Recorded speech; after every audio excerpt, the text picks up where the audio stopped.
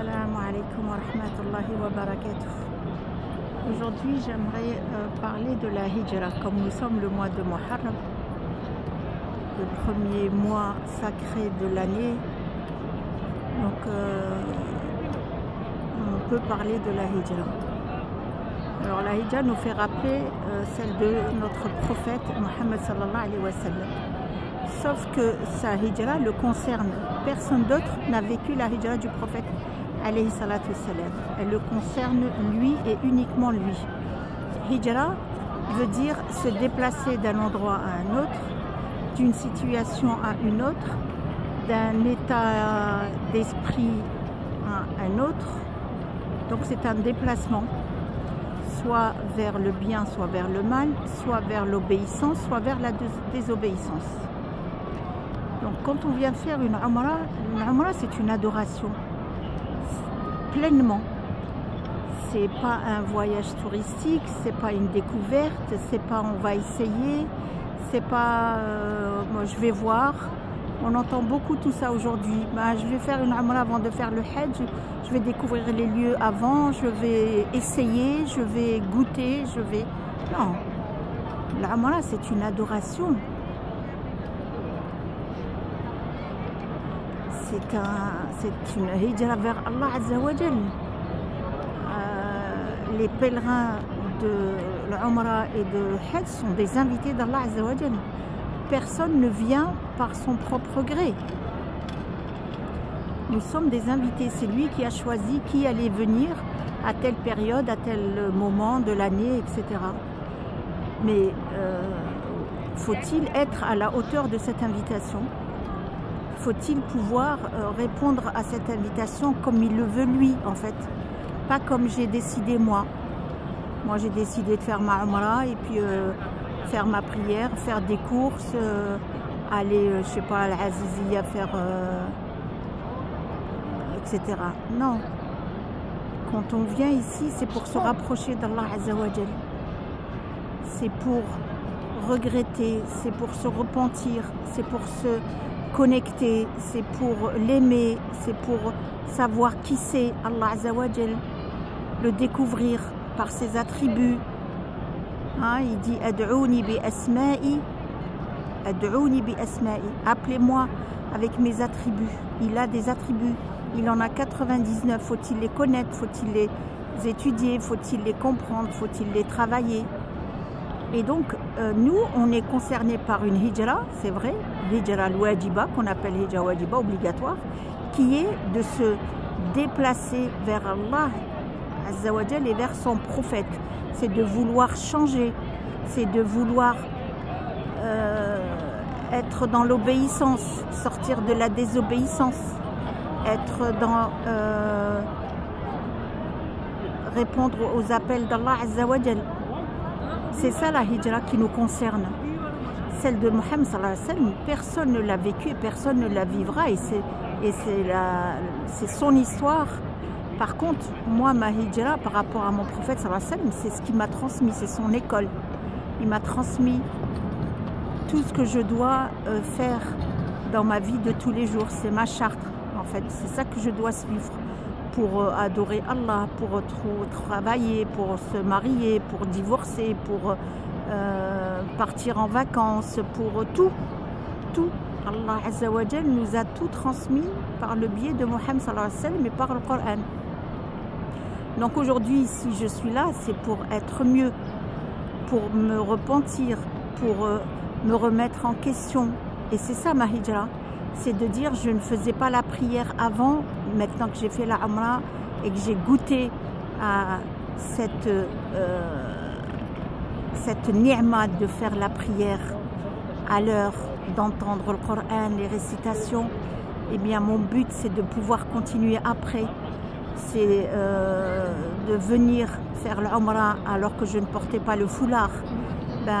Mon souhait c'est de pouvoir le porter en rentrant.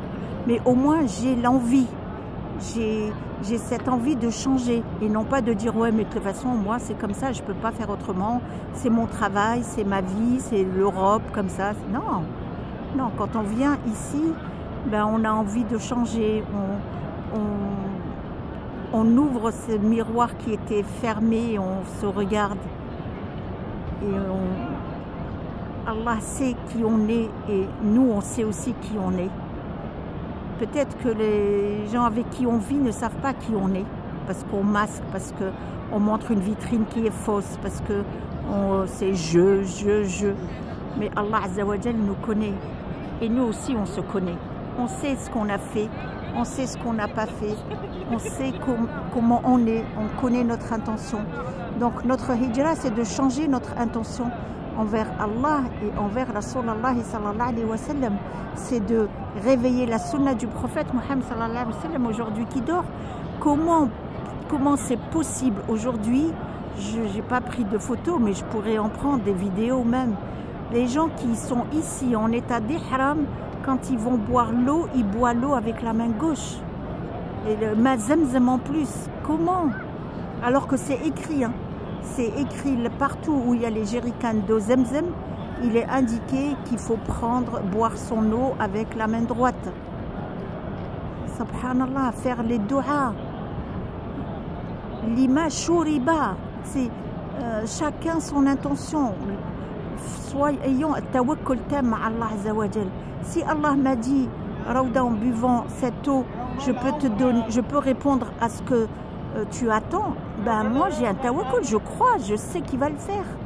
Il va pas le faire aujourd'hui, il le fera demain, après-demain, mais il va le faire. Donc venir faire une Umrah, c'est une adoration 100% avec Allah, une connexion, c'est une réponse à un appel, mais aussi un changement. Nous avons tous besoin de changer. Personne n'est parfait sur cette terre.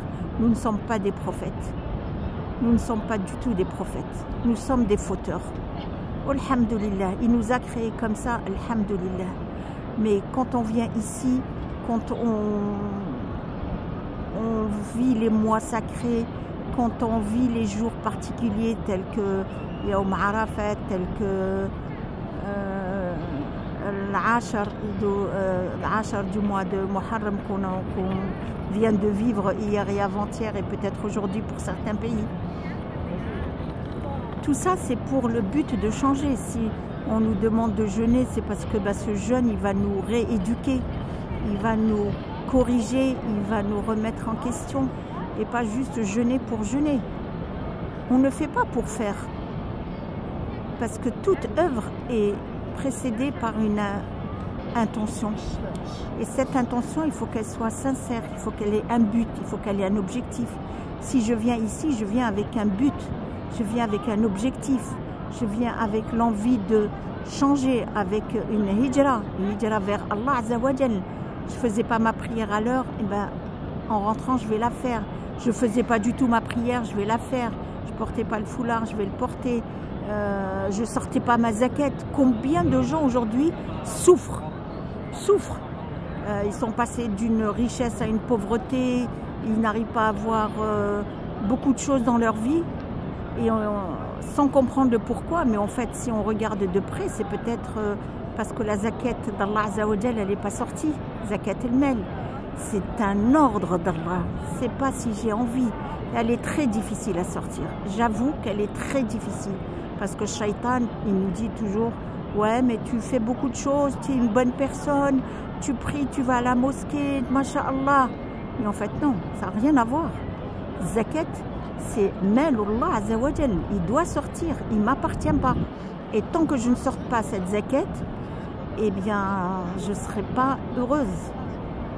Je ne serai pas heureuse. On a beaucoup d'histoires où il y a des mamans qui n'arrivent pas à avoir d'enfants, dû à ça. Des personnes qui ont perdu leur travail dû à ça, qui ont perdu leur bien dû à ça, qui ont des problèmes de santé dû à ça. Alors que c'est des gens qui sont riches entre guillemets, c'est-à-dire qui pourraient être mieux. Mais ils ne sont pas mieux parce que ils n'ont pas donné haqq Allah Azza wa Jal. Donc la zakat, elle est mise au même niveau que la salat. Hein. Autant la salat, on l'a comprise, c'est le pilier, hein, Amoud ad-Din. Mais zakat, ça reste encore un peu flou. On ne comprend pas pourquoi, on la reporte, on ne la respecte pas, on attend, on reporte, comme le Hajj, comme... Donc nous, si on doit parler de hijra, c'est ça notre hijra. C'est de nous rapprocher d'Allah et de répondre à ses ordres. Il nous a donné 5 piliers, c'est pas pour rien. C'est un ordre d'Allah Azza wa Jal. Donc celui qui a la santé, là, il doit jeûner. Celui qui a le mal, il doit sortir sa zakat. Celui qui a l'argent et la santé, la raison, il doit faire son hajj. Il n'y a que salat qui n'a aucune condition. On l'a fait quel que soit, même si on est au lit, paraplégique, non-voyant, handicapé, pauvre, riche. La salat, c'est pour tout le monde jusqu'à notre dernière minute de vie. Donc, et c'est pour ça que la salat, eh ben, la zakat et salat, c'est pareil. C'est pareil, ils sont au même niveau d'ordre. Donc nous devons répondre. Et c'est ça notre hijra. Notre hijra, c'est de nous rapprocher d'Allah Azza wa Jal, de changer, de sortir de la désobéissance à l'obéissance, de sortir des manquements à la perfection, tant qu'on peut.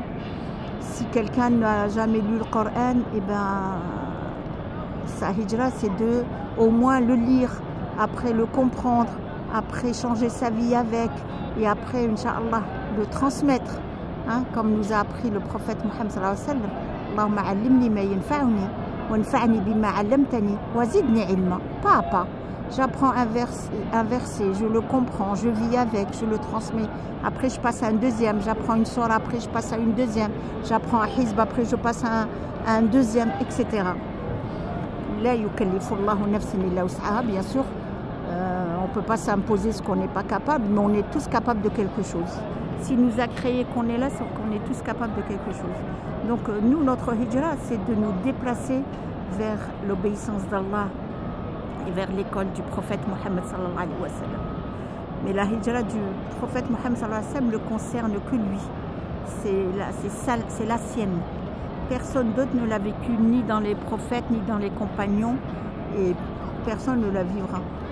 Mais nous, on a une hijra qu'on appelle l'ouajiba, qui est obligatoire pour chaque serviteur d'Allah Azza wa Jal. C'est toujours de vouloir s'améliorer et dans l'obéissance d'Allah, donc dans les piliers d'Allah Azza wa Jal, de l'islam, hein, et de la foi, et aussi aller vers l'école de notre prophète Mohammed sallallahu alayhi wa sallam. Réveiller la sunna. La sunna dort aujourd'hui. On est en perdition de plus en plus. Donc il y a beaucoup de choses qu'on peut améliorer dans la vie de tous les jours. S'habiller par la droite, se déshabiller par la gauche, rentrer chez soi avec le pied droit, sortir avec le pied gauche comme on le fait à la mosquée, hein. À la mosquée, on rentre toujours avec le pied droit et on sort avec le pied gauche. Donc les gens ont compris qu'on rentrait avec le droit, mais la sortie, oh bof. Non, la sortie, on sort avec le pied gauche. Et on ne peut adorer Allah Azza wa Jal qu'en ayant la science, qu'en ayant appris ou compris la science d'Allah Azza wa Jal. Ça ne s'invente pas. On ne fait pas comme on pense ou comme on nous a dit. Ou comme... Non. On a le Coran ou la Sunnat Rasulullah sallallahu alayhi wa sallam. Il n'y a pas d'autre école. Il n'y a que ça. Donc qu'Allah nous facilite, qu'Allah nous guide par ces jours qui sont très chers, par ce mois qui est très cher. Qu'Allah nous facilite et nous guide et lave nos cœurs. Allahumma ighsil qulubana bil ma'i wal thalji wal barad wa naqqih min ad-dunubi wal khataya kama yunqqa ath-thawb al-abyad min ad-danas. Wallah, c'est un bonheur. Regardez le tawaf, il n'y a pas beaucoup de personnes.